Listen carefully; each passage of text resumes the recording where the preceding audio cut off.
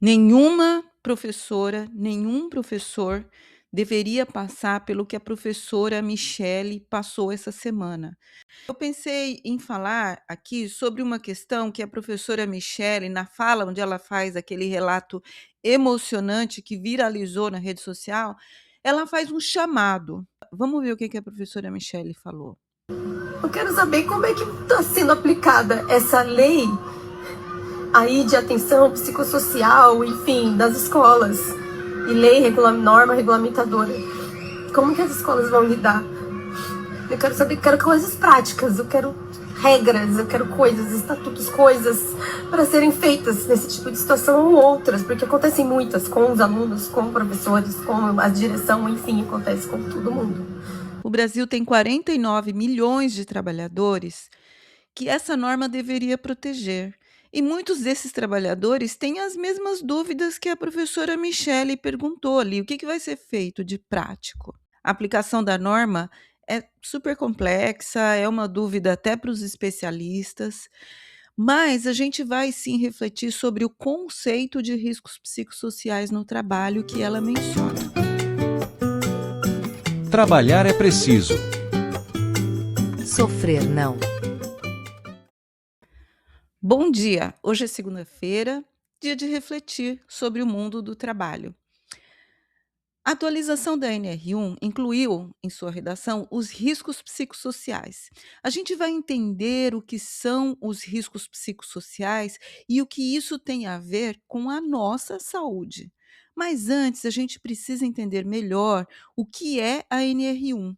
A NR1 é uma norma regulamentadora do trabalho. A norma regulamentadora é uma norma administrativa que busca regular as relações de trabalho no que diz respeito à gestão da empresa. Então, essas normas são várias, não é somente uma, elas aplicam-se aos trabalhadores em regime de CLT.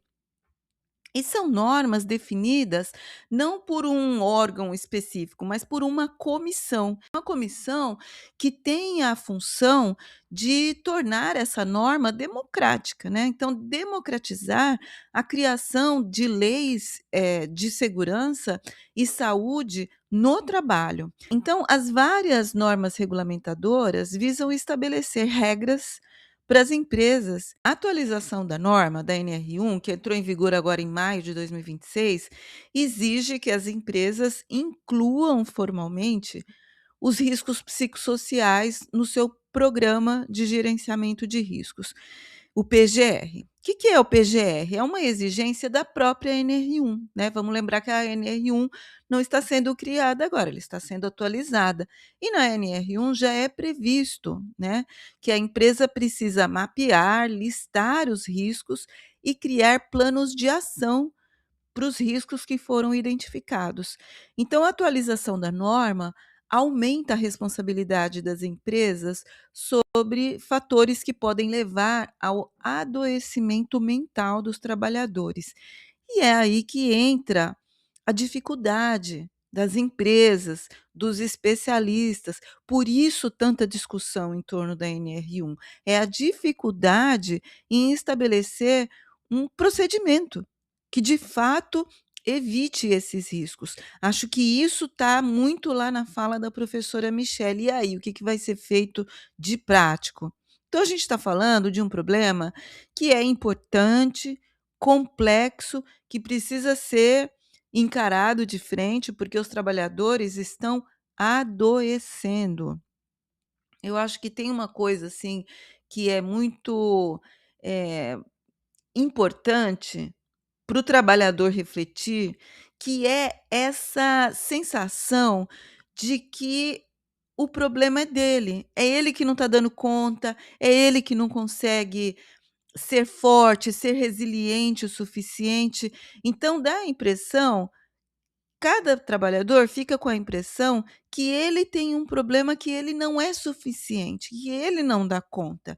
Mas os números estão aí para mostrar que o adoecimento mental no trabalho não é um problema particular do trabalhador, é um problema social, é um problema do trabalho.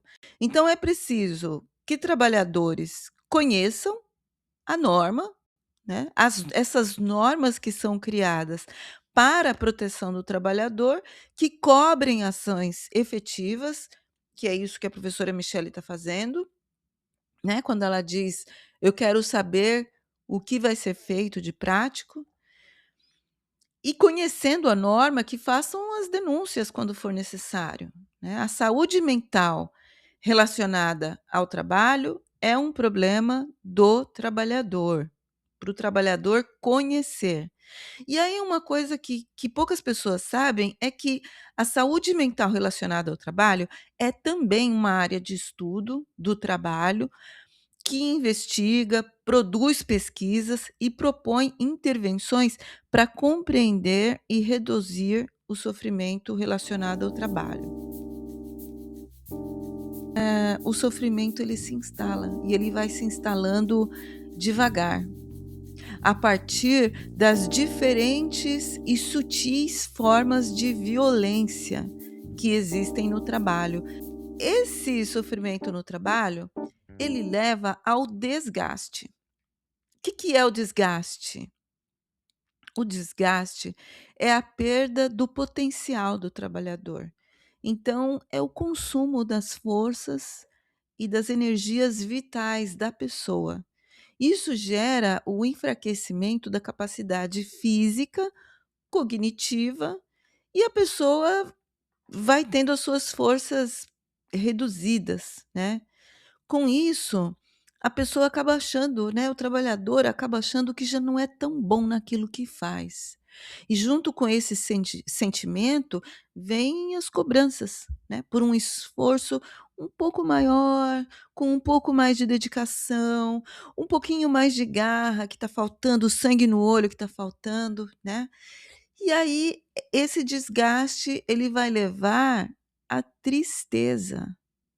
Veja como esse sofrimento ele vai evoluindo, né, para o desgaste, para a tristeza no trabalho.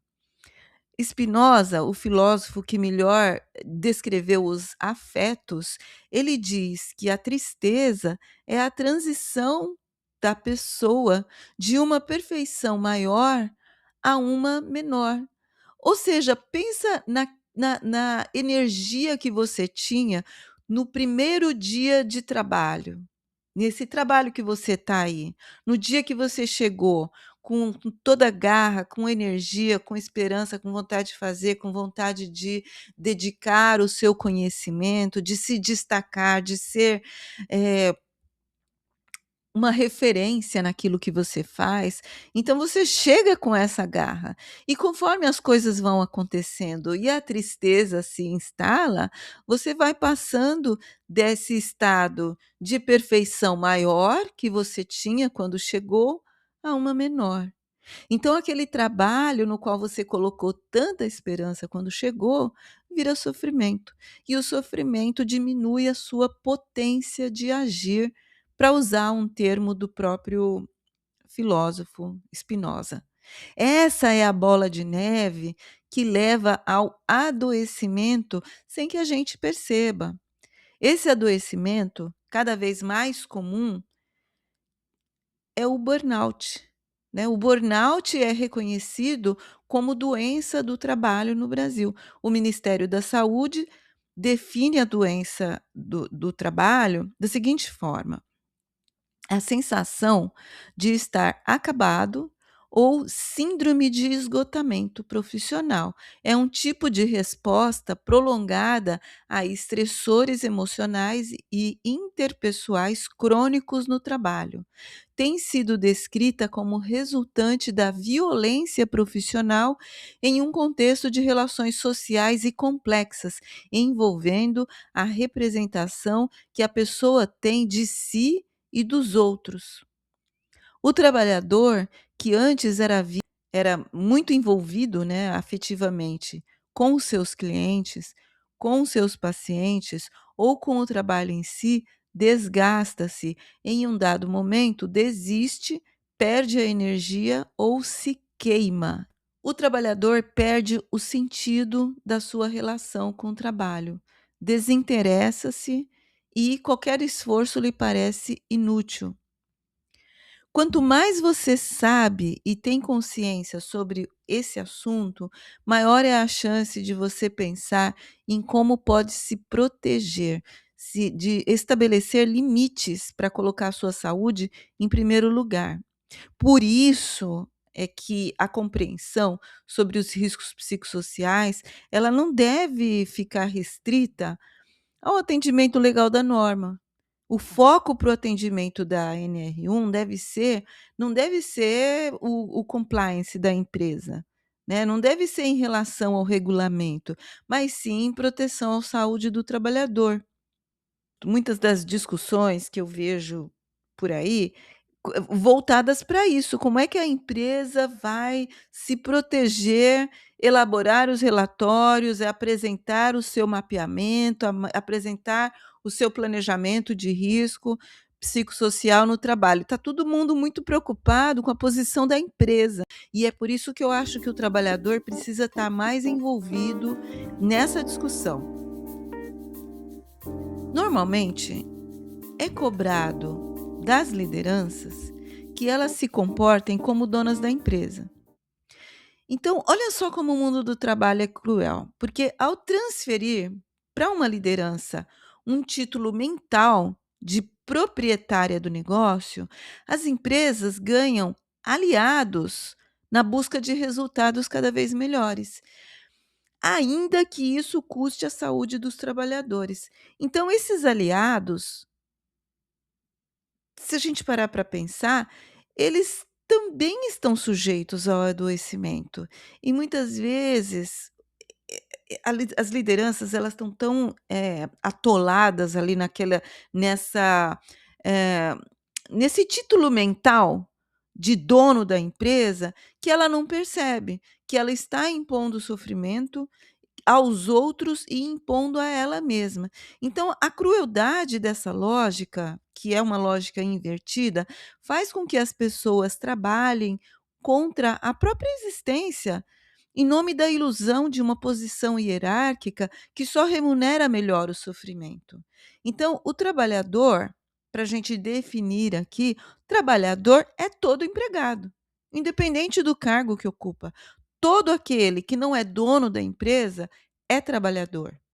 A consciência de classe é fundamental para as lideranças que estiverem comprometidas não só com a própria saúde, mas especialmente com a saúde dos trabalhadores da sua equipe. Agora, vamos falar sobre o conceito de riscos psicossociais, começando pelo que eles não são. Riscos psicossociais não dizem respeito à saúde psicológica do indivíduo. Quando um trabalhador adoece por causa do trabalho, tem uma síndrome de burnout, entra em estado de depressão, por exemplo, o mundo corporativo tende a individualizar essa situação, provocando uma culpabilização do trabalhador que, de vítima, passa a ser tratado como causador do próprio sofrimento. É cruel, porque é a partir desse raciocínio que surgem ações corporativas. Sabe aquelas ações paliativas, como palestras? Ah, vamos incluir na nossa PGR, aqui no nosso planejamento de gestão de riscos, a contratação de palestras motivacionais. Hum? Vamos trazer treinamentos para os funcionários desenvolverem a resiliência, porque o problema é do funcionário que não está sendo resiliente o suficiente, né? Vamos contratar coaches de alta performance, né, para resultados de alta performance. Mentoria para o aperfeiçoamento do perfil de lideranças, com foco nos resultados, porque as lideranças estão muito voltadas para as pessoas. Isso é um problema para a empresa. Então, vamos contratar o coach que vai treinar a liderança para atuar com foco nos resultados. Independente se esse resultado vai causar sofrimento, se vai levar ao adoecimento, não importa. O que importa é o resultado. Então, essas são as ações que a empresa vai implementar. São as ações paliativas. Ela vai dizer que está contratando treinamento, coach, mentoria para melhorar a saúde mental no trabalho, mas o que essas ações estão fazendo é exatamente o contrário, né. São ações de cunho comportamentais que não só pioram o problema, mas que passam pelo entendimento de que o sofrimento do sujeito é um problema dele, que não sabe lidar com a pressão necessária para o cumprimento de metas crescentes, metas abusivas que levam ao adoecimento. Então, finalmente, o que são os riscos psicossociais?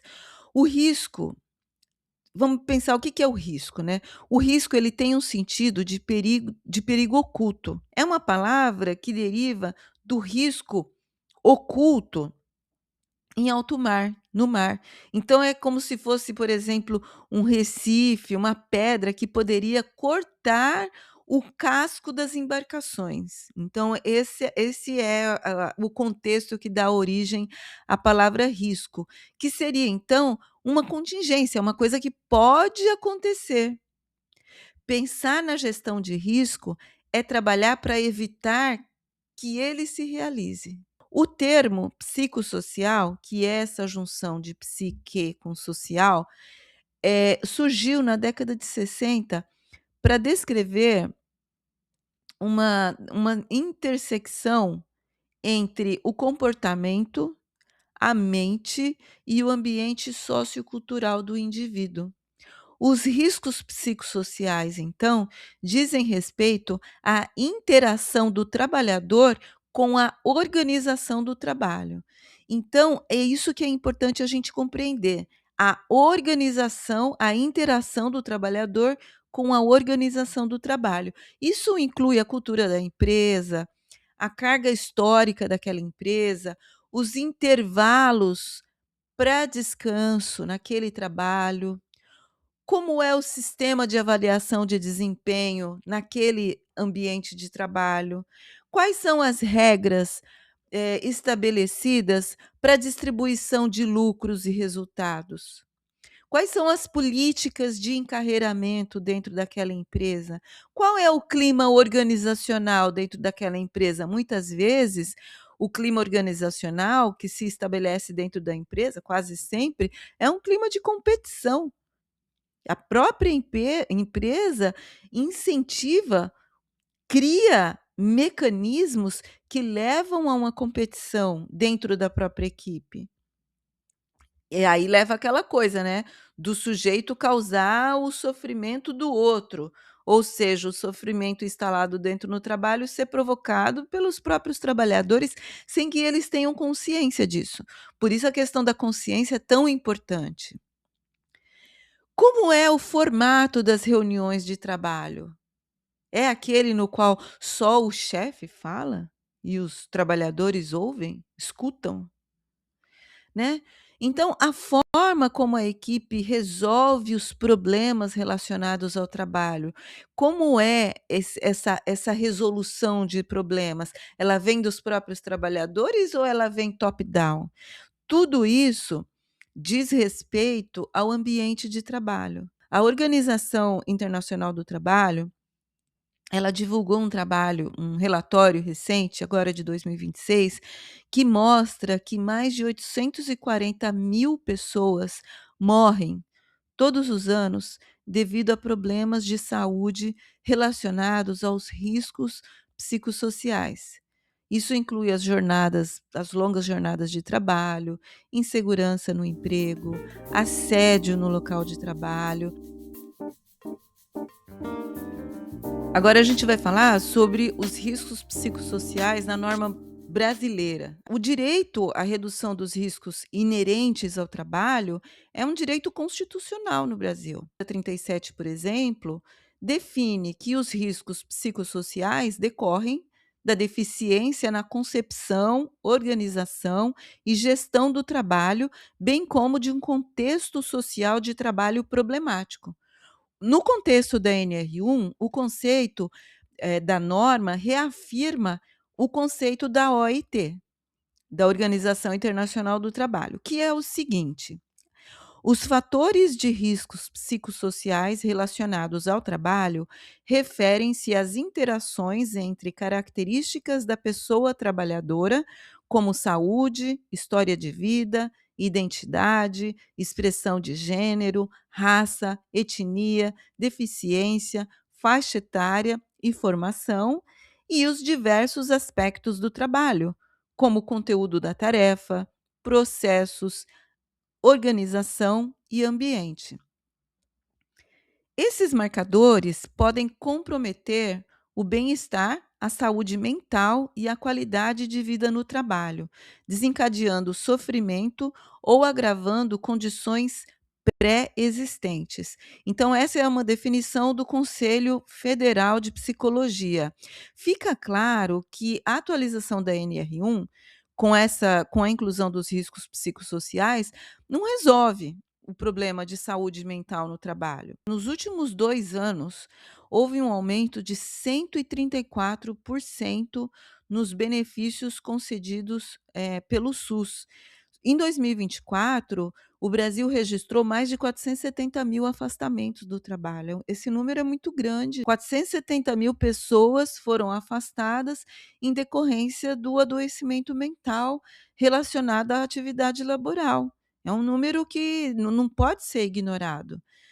A situação da saúde mental no trabalho, atravessa outras questões sociais importantes, que a gente não pode deixar de considerar também, que é a condição feminina no trabalho, o racismo estrutural, né, o racismo como principal forma de discriminação dentro das empresas, o conhecimento sobre a NR1, sobre o que são os riscos psicossociais, e aí eu estou falando tudo isso aqui para a gente refletir sobre riscos psicossociais, é porque eu acho que o conhecimento é inicialmente uma ação de resistência. O conhecimento por parte do trabalhador é um ato político, ele precisa conhecer os direitos. Então, é um ato de coragem para as pessoas, para todas as pessoas que trabalham, seja em posição de liderança ou não, mas principalmente eu penso que em posição de liderança é grande a responsabilidade, porque tomando conhecimento sobre o que é esse sofrimento no trabalho, as pessoas que estão em posição de liderança podem atuar como agentes de transformação naquilo que lhe compete, naquilo que lhe diz respeito, ou seja, no âmbito da própria equipe. Então é preciso pensar na gestão dos riscos psicossociais não como um mecanismo de estabelecimento de limites de sofrimento, mas com um foco na organização do trabalho, não com foco em indicadores. Mas cada um pode agir em relação à aquisição do conhecimento para desenvolver uma consciência sobre o tema, seja em relação aos próprios direitos, seja em relação à própria atuação como liderança. Os gestores que estejam ouvindo, né, aqueles gestores que estejam realmente preocupados com a saúde das pessoas, compreenda que um ambiente transformador é aquele que instaura a possibilidade de reflexão e ação coletiva. É preciso ouvir os trabalhadores, mas não só ouvir, é preciso transformar as ideias dos trabalhadores em ações que possam, de fato, mudar para melhor as condições de trabalho. Bom, enquanto a gente estiver em ambientes de trabalho que estejam muito distantes dessa realidade, eu acho que só cabe a cada um de nós, trabalhadores e trabalhadoras, manter a consciência elevada. Tem que pesquisar, tem que discutir, tem que debater, tem que conversar, tem que pensar, tem que continuar pesquisando para manter a consciência elevada e compreender como funciona esse mundo. Acho que essa é a única forma de manter, de proteger a própria saúde, porque se você não tem essa consciência, você fica muito mais vulnerável no mundo do trabalho. Era isso que eu tinha a dizer hoje. Se você gostou desse vídeo, compartilhe com seus colegas. Se você acha que essa discussão, que esse debate é importante, deixe uma mensagem para eu saber. Eu quero saber de onde você ouviu, eu quero saber se esse episódio foi legal. Me manda os temas do mundo do trabalho que você gostaria de ouvir aqui e para a gente continuar essa conversa. Esse é o primeiro episódio que eu faço nesse formato, que é um formato um pouco diferente dos que eu já vinha fazendo há 2 anos lá no YouTube, mas, eu acho que é uma coisa que a gente pode levar mais para o debate. Eu preciso desse feedback de vocês para eu saber quais são os temas que causam inquietação no trabalho. Eu conheço muitos do meu ponto de vista, da minha experiência como trabalhadora, e é o que eu venho trazendo aqui. Termino lembrando que trabalhar é preciso, sofrer não. Te espero na próxima segunda-feira. Muito obrigada pela companhia e um abraço. Tchau.